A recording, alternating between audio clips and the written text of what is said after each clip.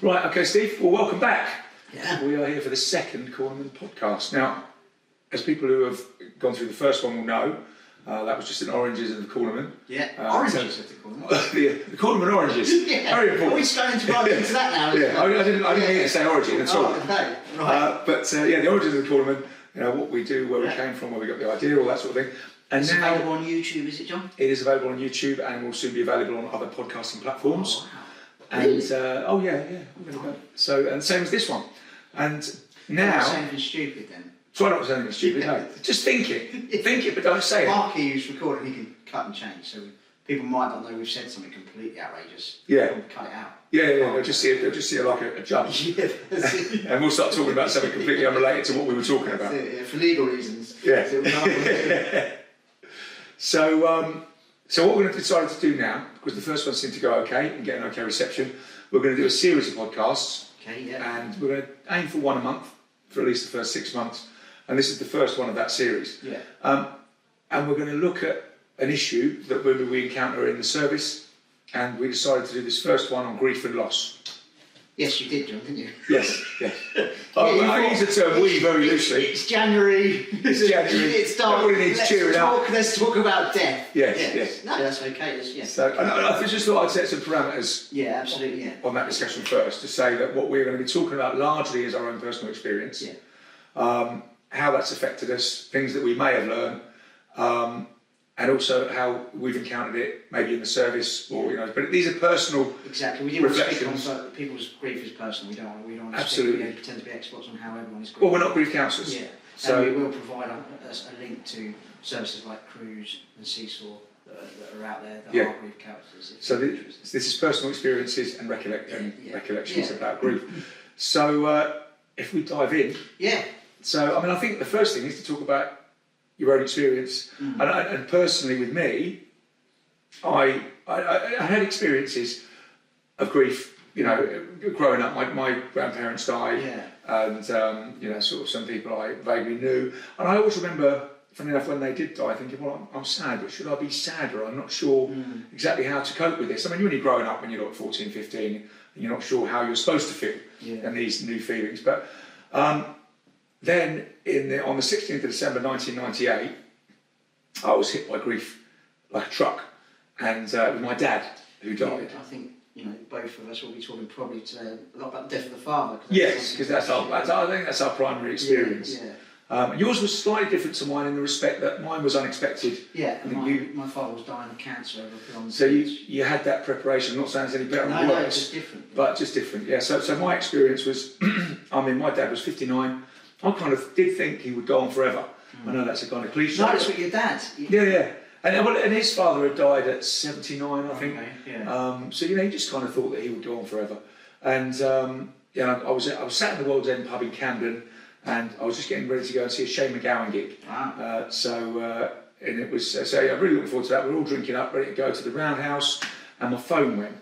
And if it wasn't my mum, I would have because my first reaction was I forgot to turn my phone off. What an idiot. Yeah. So I got my phone out to turn it off, and I wouldn't have answered it unless it was anyone but my mother. Yeah. And it was my mother. So I said, "Oh, hi, how you doing? We're just off on the way to the Shane McGowan." And she said, "I've just got home from work, and I found your dad in the kitchen, and I can't wake him up." And I was like, "Well," what do you mean? Don't be silly. Just wake him up. Give him a kick or something." Yeah. It's water. Yeah. And then I said something like that, and she said, "No, he's cold, John, he's dead." And it's amazing, I think, as well, how one sentence can transform your whole world. Yeah. And so my experience then was like, okay, I'll be home as quick as I can. So obviously I'm in Camden, I'm in London. It's 7 o'clock at night on a Friday in December, and it was like, to me it was almost like that scene, in Lock, Stock, that scene when he loses the money at the card table. When he's coming out, it's all in the boxing club. Yeah. So Egan the Stooges comes on, and then the whole shot is like, I felt like that. Yeah. I felt like, right, what am I going to do? How am I going to get this together?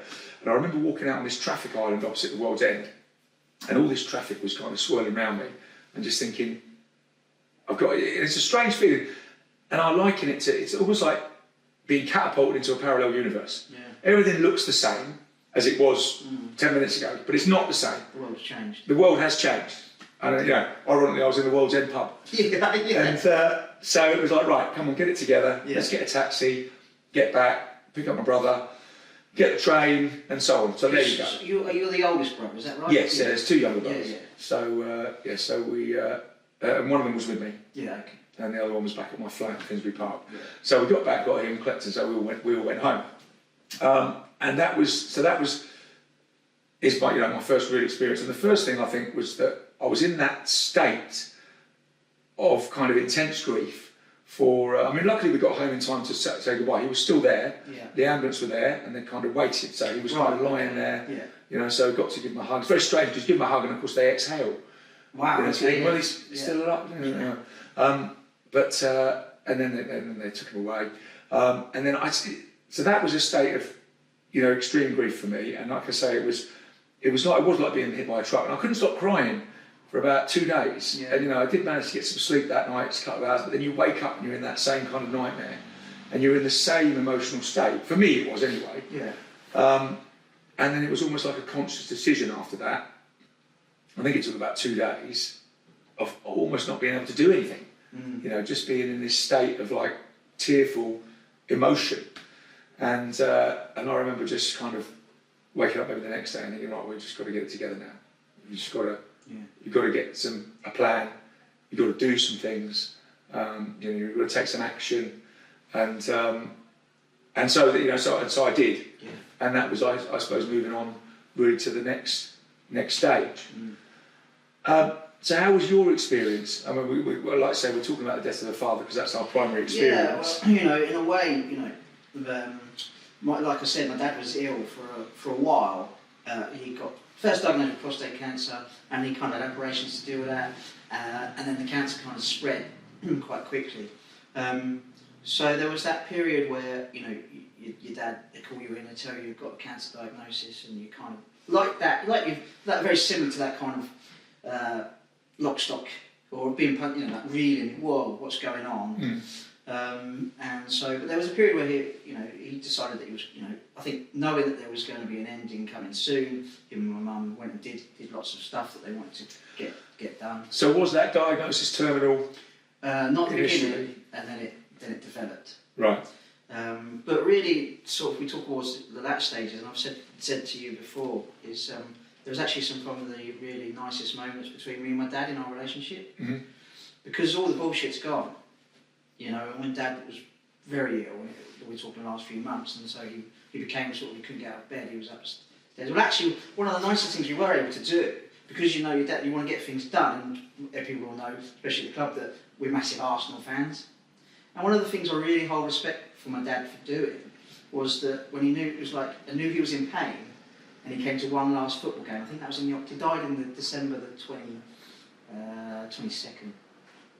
And he came, and I knew he was in pain, but he came with me and my daughter to football. And that one last, it was kind of, and right after that, actually, he was in bed upstairs. But to go in and see him and have these conversations, which he was able to talk openly. He'd accepted death.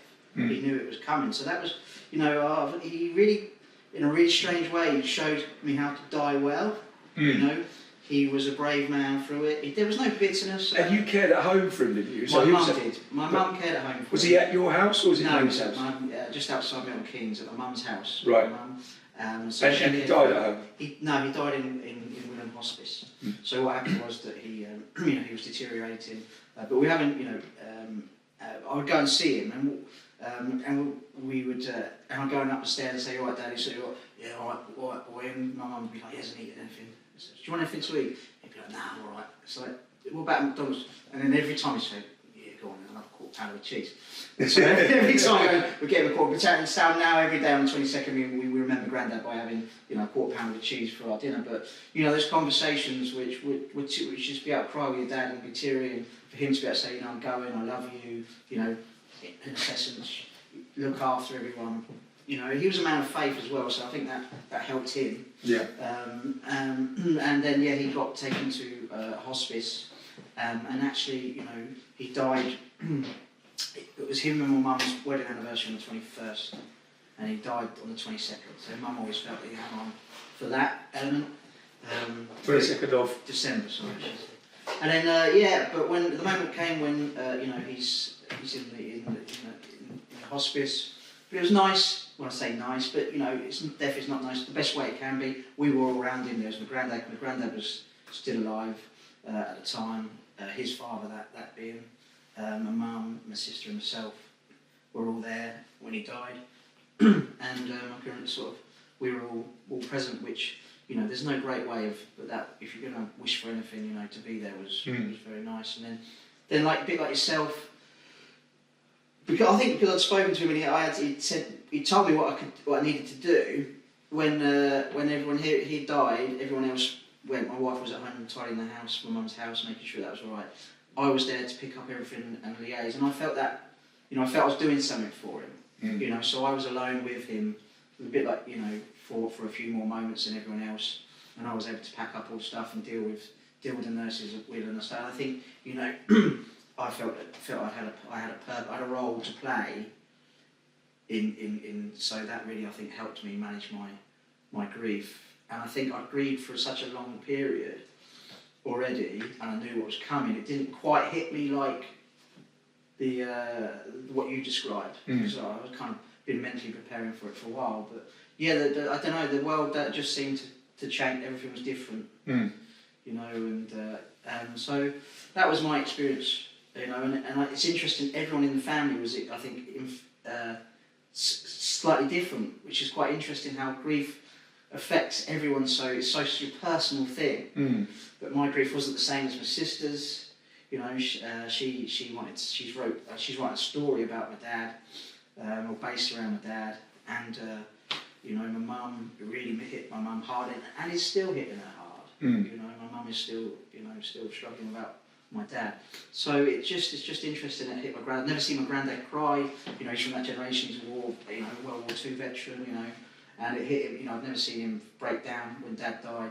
He was crying. So so it was just interesting within the family unit to see how it just we're all grieving, but it's all just slightly different. We're all going through different emotions, dealing with it in different ways. Yeah. Yeah. I mean, it strikes me as interesting as well that we shy away, I think, in our society at the moment from death quite a lot. I think our grandparents' generation, and going back beyond that, death was much more ubiquitous because children would die quite often. It wasn't a rare thing. Most families would have had a child that died, and it just seems to be a more present thing, and maybe people dealt with it in a different way. And I don't know. Now I think particularly in our Western society, we very much shy away from death. We don't want to talk about it. We hide it away. We don't want to know about it. We don't want to think about it. We don't want to deal with it. And the irony is that it will come to all of us. We will all experience this loss and grief, and obviously we're all heading towards our own personal end. Yeah. But we don't seem to face up to that and deal with it. And it's interesting. I was just thinking when you said how good that is for us psychologically. No, and I was thinking also when you said about your dad. I mean, that does sound like, for want of a better phrase. Well, no, I don't need a better phrase. A good death. It sounds like I can accept that. It was it was a man that was he was accepting I'm going to die, and I think that released him from any bitterness. Yeah. Because I have seen, I don't want to mention who they are, but I have seen people die with bitterness. Yes, absolutely. And feel cheated. And that seems to me awful. Yeah. So my own personal is, for me, I want to get to my deathbed thinking I was, I had a good impact on this. We're here on this world for a flash of a moment. What impact did I have on that world? Yeah. Was I a horrible git that just brought me, or did I do some good? Yeah. And I think if you can lie there and go, right, I can't get away from that. Was I good to my children? Was I good to the people that I was supposed to be to? And did I do no damage? Then for me that's a kind of right job done. Yeah. And I think we do hide away from. I mean, it's ironic because in my daily job we're talking about death all the time. Yeah. So, but I think we do hide away. When we look at people, even plastic surgery, the not seeing decay of our natural bodies, and Well, even I mean, all of us, when we take those pictures that we're always put up on social media, you're looking for the best shot, and the best shot generally is the one that makes you look younger. Yeah. And it's, you don't want anything that makes you look older. You want to edge the other way. And I think it's interesting as well that we live in this society where we're always trying to improve our lives in some way, and there's so many self-help things about how to do all the things that we do in life, apart from dying. There's nothing that tells you how to die well. Yeah. There's lots of people that tell you how to live well and how to live in different aspects of your life well, but there is no thing about dying well. And how do we learn that? And I speak, we can only learn that We can only from people that are going through it. Going through it, yeah. So, But we hide those people away, and we don't want to talk to them. I mean, it's a strange thing as well. It's like this, this thing about, I think particularly, and I'll contrast this as well with Ireland, because I have a slightly different experience with my Irish experience about their attitude to death and dying. Yeah. And I think over here we get almost embarrassed about it because we don't want to talk about it, because we hide it away. You know, there's this thing about, especially when somebody loses someone, we don't want to go and talk to them. And the strange thing I sometimes hear is, I don't want to make it worse. And especially if it's a particularly painful death, if it's the death of a child, or if it's death by suicide or something, we seem to feel even more like, I don't want, I'll leave that person alone. And it's like, you know, sometimes people say, I don't want to make it worse. How can you make it worse? You know, you could possibly help. You won't ever be able to make it worse. Yes. You know, it's a strange, this attitude we have. It's almost embarrassing. It is embarrassing. Well, you know, when I think I told you, like when my father was dying, you know, a friend of mine, Wyan, who you know, told me it was actually a Buddhist parable, but to illustrate how we're all aware of death, which is the parable of Kisa Gotami, which is the parable. I don't know if is it worth telling. Yeah, I think so. Yeah. So you know, I was like, you know, I was coming to terms with grief, and you know, Wyan, who's said there's a great sort of Buddhist parable from Kisa Gotami, which said that the story is that in a village in India, you know, Kisa Gotami loses a child, and she's distraught. She goes to see the Buddha and asks the Buddha, you know, can you save my child? And the Buddha says, yeah, I can do that. If you go to a house and find me mustard seed. And I think mustard seeds, you know, really common there. So she's like, great. So, but caveat is that it must come from a house that's never experienced grief. And she's like, right, okay. So Kisa Gotami goes around every house in the village, you know, knocking on the door. Have you got mustard seed? Yeah, we have. Oh, great. Can I have one? Yeah. But just one thing. Has anyone died in this house? Of course, they say, well, my grandpa, or you know, other houses, you know, my sister, or every house she went to, she found. And then kind of the story says that she becomes enlightened and realises that everyone is touched by death. And then the story develops where she goes on to become, you know, the Buddha and stuff. But I found that, you know, I'm not saying that's helpful for everyone, but for me, I found it very helpful. Like, yeah, this is something that, you know, we think we can't, like you're saying, we can't speak to people, but because we're not experts. But we are experts in our own lives, and none of us have not been touched by grief. Maybe not the same type of grief, we're not deep, but we can all kind of at least understand and know that it's part of life. Yeah, you know? absolutely. So, and I think that realisation enriches your life early on. If, as you say, you realise it's very finite and you look ahead to that, in a way, you're preparing for it by saying, well, I know it's coming, so when I get there, I want to feel like this. I want to feel that I've done something. And maybe this resentment that you say that people can get when they die is because if they haven't dealt with that early on, if they've pushed it to the back of their minds, which you can do quite easily, and you can deny it because it's not ever around you if you don't want it to be around you. And then you get to the end of your life and you haven't had that reconciliation and that acceptance, then you're going to get bitter. And it's a nice, it works as, you know, we mentioned a young lad who comes to the service, you know, walked in and said, that's it, I've had enough, finally I'm going to do it. What's the point in life? It's like, okay, if you could start again, what would you do? Well, I would, and he specified something that he would do. It's like, well, why don't you try and do that? I'm not sure. Well, and then all we had to do was make a few phone calls, and you know, he wanted to get into his area of the armed service. You know, he made a phone calls, and now he's been accepted, and now he's got a goal to go towards. It's like you can use that, right? Okay, what would I, if on my deathbed, what would I like to achieve? You know, and use it as a kind of, right, actually, I am here, just one go, let's have a go at it. Yeah. You know, and so it can, you know, you can use that kind of, all right, if you think, right, that's it, actually, what would you do in life? What do you want to do? When you get to that moment, what do you want to achieve, you know? And it's possible, and if you didn't, you got to go. Yeah, absolutely. And it's also, just coming back to that subject of talking about death within society and hiding death. As I see it, we kind of hide away and shy away from that death. And I was going to contrast, I said, with my experience in Ireland, which I think is a very healthy thing. So a lot of my family come from the west of Ireland in Donegal, and as you know, I go 4 or 5 times a year, and it's somewhere I really love and will hopefully sort of end up. But they have a wake tradition in the west of Ireland. And I think, it's something we had over here, which has now died out. Yeah. So the person dies, and then the body is put on display in the house, and in an open coffin generally, and that's then becomes a wake house. And the wake house is there for 48 hours until the body is taken away and buried. And everybody comes round. You are expected to come round. It would be very odd not to go round if you knew the person. Or if you knew someone who knew the person, or if you knew someone who knew someone who knew, it's a very community thing. So everybody comes around. You can't leave the body alone for those 48 hours. So the relatives must not leave the body alone. The house is open, so you can come any time within those 48 hours, day or night. There will be, sweets, cakes, tea out for everyone. So and obviously you'll see everyone. It's a very social occasion. Children come. That's a very expected thing. This fella's been here 6 times. I think he's just wanting the cakes. He just keeps putting his pockets for sandwiches. That does happen. That does happen. There's almost like, there's a wake tourist. But I think, I see it as a very healthy attitude towards death. Because first of all, I think the involvement of the children is very healthy. So first of all, they see a dead body, whereas most people in our society have never seen a dead body. They see it there, you touch it, you might give it a kiss if you're a relative. And it's there. Also, I think psychologically for the people who are bereaved, it's not like with us, somebody dies or somebody disappears on the way to work and you never see them again, and then you're kind of left alone. But there, the person is present because they're physically present. They're still there. They're in the corner. And secondly, everybody talks about them. So everybody comes in and they'll be like, "Oh, I remember the time we did this. I remember the time we did that." And so that person is physically present and mentally ever present, because people are telling stories about the things they've done and how much they like them and how much they love them and whatever else. And the whole community comes through, so it's a whole community support thing.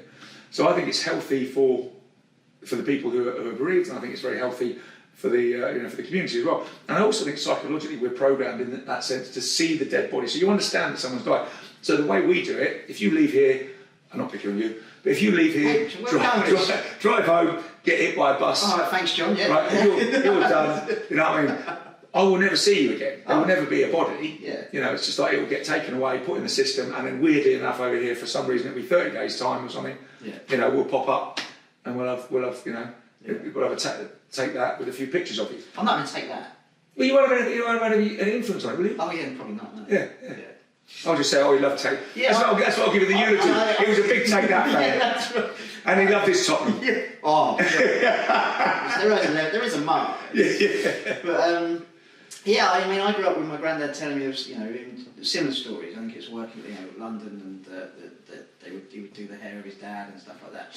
I think that maybe it's just personal talk. So if someone doesn't want to go and see, I think that needs to be taken into account. But I do agree that we don't. I found it helpful to go and see my dad and my granddad and say goodbye. But some people didn't want to see that, and I understand that they wanted to remember them how they were. And so I think it comes down to that personal element. But with you, I found going and seeing and saying goodbye helpful. But if it's not helpful, then understandably. But I get the point in that.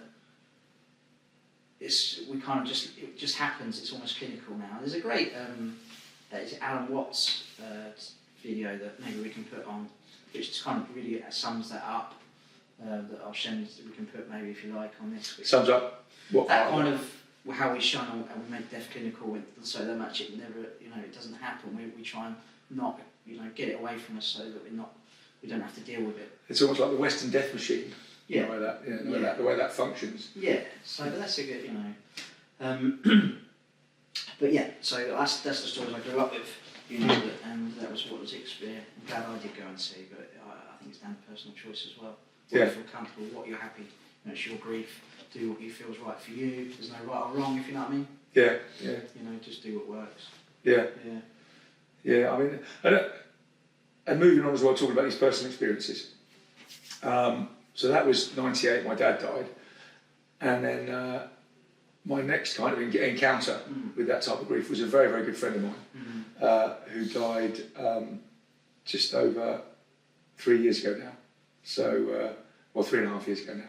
And he had a sort of slight heart condition. And he had a replacement valve in his heart. So he was the same age as me. So he was then 51. and so he had a pig's valve in his heart, which was fine. And when the pig's valve started leaking, they said, right, we'll have to come and do another operation. You'll be fine. You know, you've got a 99% chance of success. We'll put this new valve in, and then you won't have to bother about anything for another 20 years. Then we might have to replace it. Anyway, he went in for the operation, and it basically never woke up from the operation. And that was obviously, you know, we'd been best friends for a long, long time.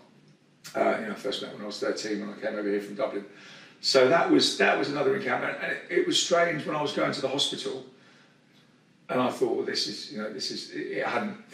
you got the feeling that things were going to go wrong for a little while, and it's like, you know, what's going to happen now? And then it was like, you know, come now, because this is it. And luckily I got there just before he died, but they basically let us in and said he's going to go very soon. He never regained consciousness after the operation, so I was with him when he died. But it was strange the way that feeling hit me again, and I recognised it. You know, the first time it hit me, obviously it was, like I say, you know, like a truck, and it was out of nowhere, and it was, you know, but I recognised that feeling almost in the pit of my stomach. I can't kind of almost describe it, but it was like, here we go again. This is it again. And I think because of that, and because of being a bit older, it was maybe a little bit more easy to deal with. So there wasn't that kind of grief collapse that maybe I had the first time. You know, it was more of an acceptance. Yeah. Yeah, that was. But funnily enough, I did go and see his body because to me that's a thing that I want to do. It's something that you find helpful. Yeah. But it was very different because when I saw his body, it was 2 or 3 weeks. It was about 3 weeks after he died, maybe 3, maybe 4. And it was, you know, they brought him back to the local funeral home ready for the service because he was going to be cremated in Oxford.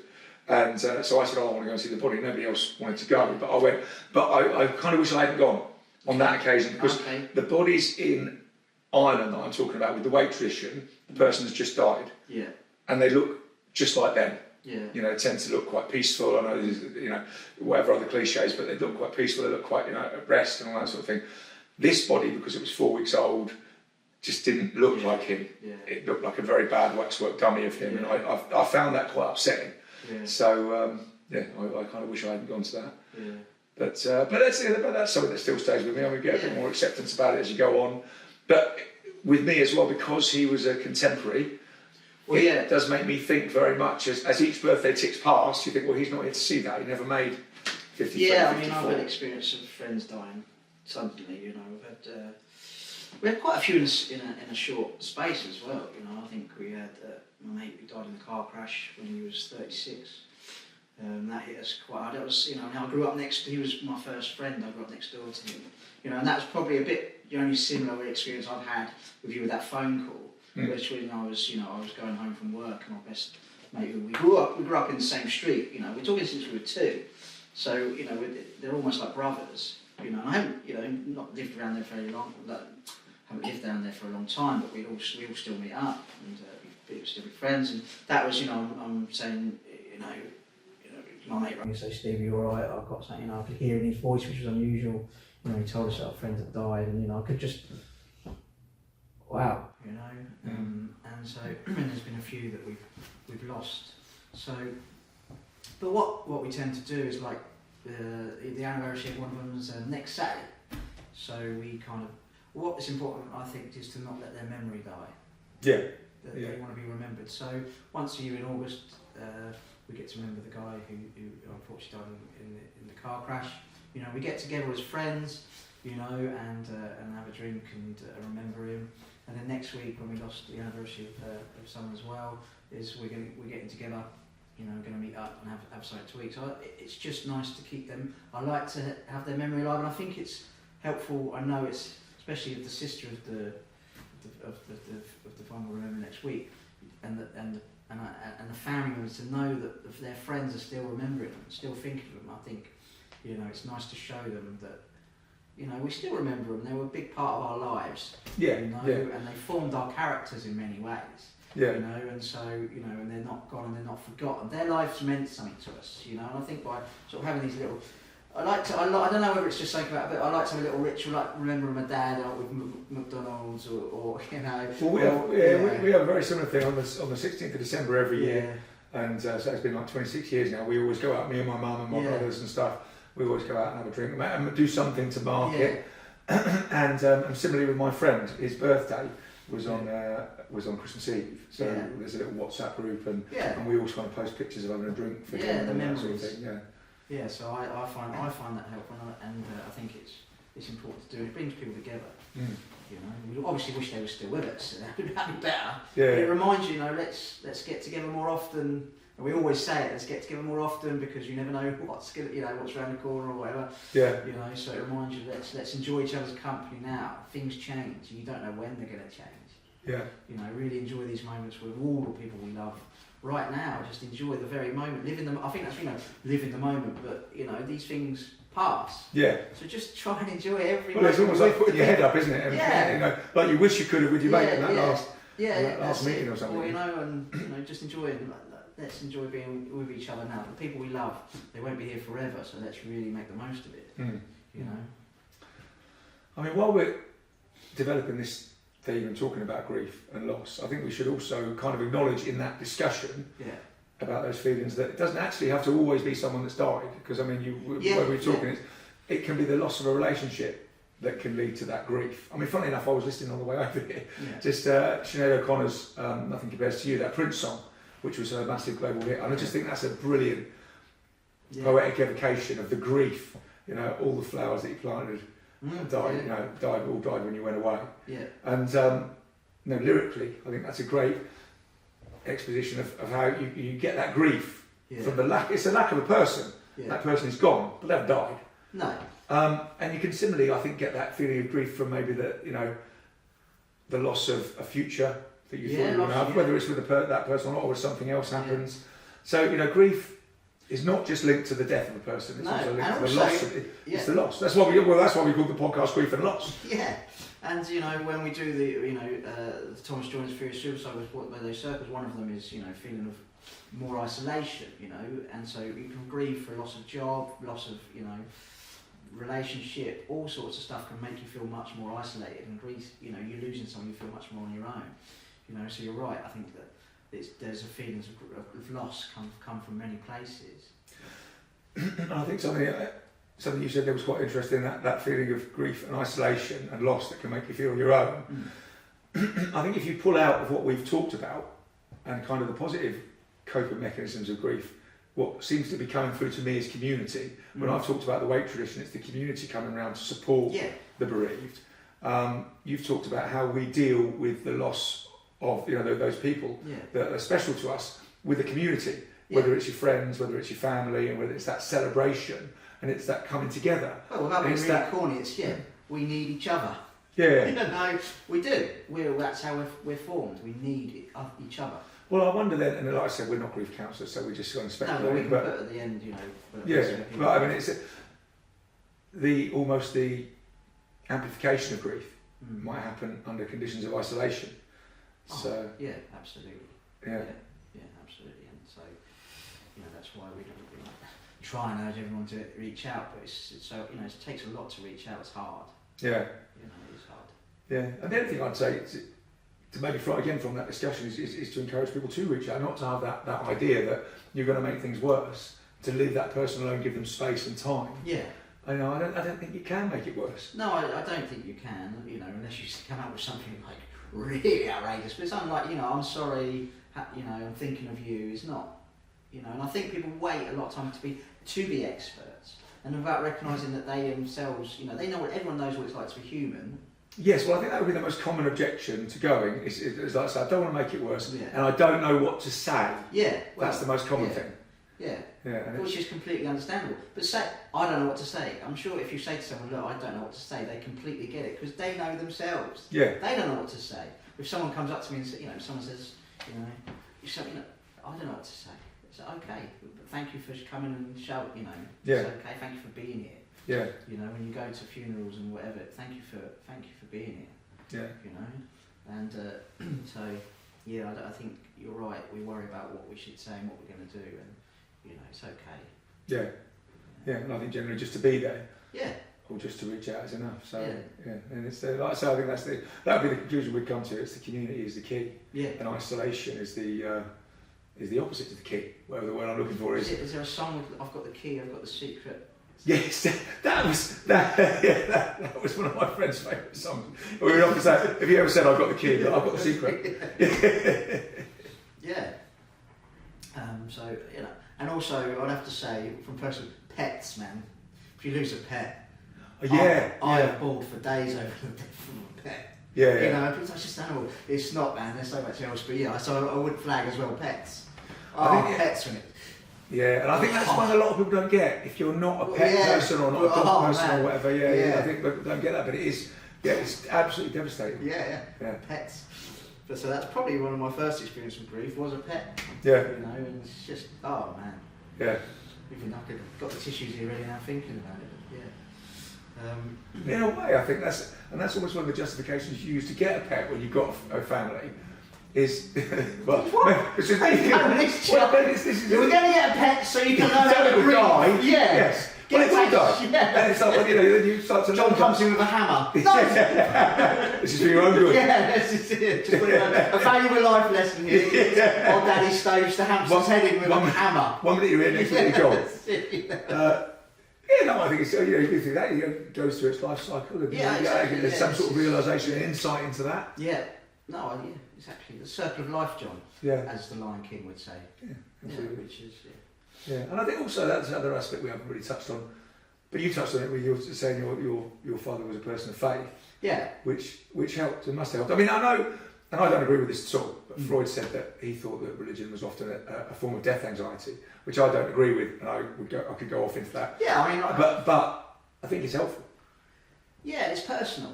I'm sure lots of people are saying, there's, people have their different beliefs, but for someone, definitely for my dad, was something that gave him comfort, and you could try and poo-poo that, or poo-poo, but it doesn't matter to anyone else; it mattered to him. What anyone else thinks. Another aspect of it, my grandfather, my mother's father, yeah, when he died, he wasn't particularly a man of faith. But I remember my mum saying when she was talking to him in the last few days, he said, "I'm very scared," and he was a very competent person, very competent man. He was a Londoner, businessman. Always kind of was in the Navy during the war, in the Merchant Navy during the war. So he'd been through quite a lot and done quite well, and lived quite a contented life and he was one of those people who, to me, he was kind of in charge of stuff. You know what I mean? He was so he had a lot of things sorted, but it was that fear that he had at the end, which in a way I was kind of surprised to hear when she told me that, just because he didn't seem like maybe the person. But I also think, for what I learnt from my dad wasn't, really the people think that you go, like Freud said, your religion because you're worried about death.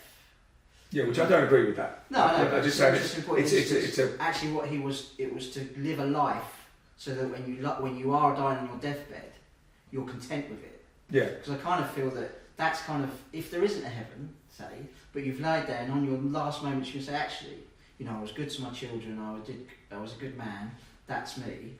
I can't do no more, they can't resist death, but I can punch out knowing I was a good man. Yeah. If you're lying on your deathbed thinking I was horrible to everyone, I was bitter, I did this, I did that might be hell.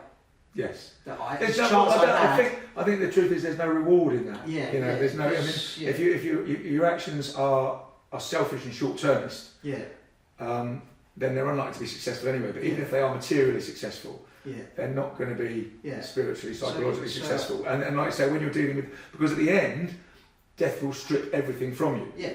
So you come in with nothing, you go out with nothing, and when death strips everything from you, like you say, that's the one thing you can't be stripped of. Is your legacy. Yeah. If you think my legacy is secure because I was good consistently for a long time to other people and they will carry on, then I think that's the one thing that death can't strip from you. Yeah. And it's what you want from life is obviously individual, and what you want to, people want to achieve different things. But, if you do, I think to be able to say, look, if you are there and say, look, I did my best, and I didn't cause more harm than good when I was here. Yeah. So I think that's probably the goal. For me, anyway. I mean, some people might want to say, I did great, I caused utter chaos. I caused total destruction, job done. Yeah. But, so I think you know, Johnny Crash had a great line, which was, "I just want to be remembered as a good daddy."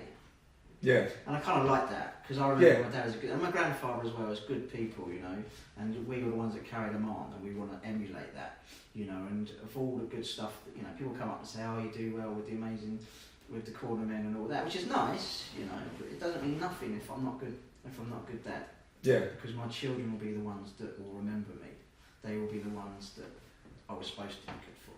Yeah. Do you know what I mean? So for me, that's my drive. Yeah. You know, you'd have to ask them. I'm sure they have different opinions at different times, but yeah. Yeah. But I think also that's the ripples in the pond effect, isn't it? It's like if you're gonna try and concentrate this essence from your grandfather and from your father, which is, as you say, the good person. If you're going to try and concentrate that essence, it's first of all really going to have an impact in your family. Yeah. As best you can, and then, like you say, if you can get that right, then you can go out from there. And where I was extremely lucky was to have, you know, not everyone gets good examples. No. It's only as I got older and probably more after Dad and my grandfather died, you realise what, oh hang on, not everyone's having the same, because when you're growing up you think everyone's having the same experience as you. And well, you think that, and you don't actually know if your experience is good or bad. Yeah. You know, you have to kind of step outside of yourself to understand that, which obviously you've done, you've had the opportunity to do. And fortunately, when you stepped outside, you were like, this is good. And with my work over in homelessness and what, you know, many examples of people sharing examples of, you know, terrible, you know, examples of what they experienced at the hands of their fathers or what they're, you know, so what a father represents to me is very different to what a father represents to lots of other people, many people, unfortunately. Absolutely, and like you said, they think that is normal, and they think in a way that is what to be emulated. I mean, it's interesting, you know, when we play as children, you watch children play mummies and daddies, they don't do exactly what you do. They don't ape the same words, but they kind of take the essence of what they see as that to play mummy and daddy, you know, or play grown-ups or whatever. They take the essence out of that and say, this is what we do, this is how we behave. And so that essence that they take, you know, can often be a negative thing, and you then necessarily kind of internalise that and think that's the way to behave. I think that's very true. So I think we've dived over it. If it's maybe another interesting for another podcast. Yes, we're getting a bit away from Greece and Lost. Yes. Anything else you want to cover today, John? I think because you're like the Terry Wogan in this. This is how I see it. Or would you rather be Parkinson? Probably Gay Byrne. Who? You know, Gay Byrne, sort of celebrating my Irish roots. When I grew up growing up in Dublin, the Late Late Show was hosted by Gay Byrne, who was a staple of Irish television. Are you just trying to set me up for a really inappropriate joke that just gets us completely cancelled? No, you're thinking of Father Dick Byrne in Father Ted. But yes, so you can Google Gay Byrne. So he was bigger than Wogan. I'm not putting the word Gay Byrne into the internet. You can get it on your computer and then show me. So anyway, so I'm your Gay Byrne. Oh, obviously, John. Would be. Yeah. So yeah, from the Late Late Show. Which actually the Late Late Show is still going on RTE. Is it? So it's not that interesting, John. No, maybe 50 years or something. Yeah. So no, I think we wanted to delve into a personal exploration. Yeah, and I think this is our own thoughts, and there are, you know, if you want to, you know, cruise and seesaw are the places to go if you're, you know, struggling with grief and want to know more about it. This is just me and you chatting about our thoughts and feelings on the matter, and personal to us. So we're completely entitled to disagree. Yeah. Okay. Well. Yeah. I think that's going to wrap us up on Grief and Loss then. Yeah. And we'll be back next month. Oh, have you decided what the next... I'll probably just leave you hanging. Yeah, fair Spring it on you at the last minute. Last minute, yeah, I look forward to that then, Yeah. All right, well, thanks for listening. Yeah, thanks, Marky, for recording. Yeah, cheers, Marky. Yeah, superb. And we'll be back shortly. Cheers, John, thanks, mate.